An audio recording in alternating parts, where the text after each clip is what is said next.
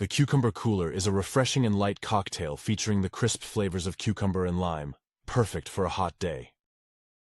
You will need the following ingredients: 2 ounces gin, or vodka if you prefer, 4 cucumber slices, thinly sliced 1/2 ounce simple syrup, adjust to taste, 1 ounce fresh lime juice, freshly squeezed for best flavor, 2 ounces soda water, to top off 1 mint sprig.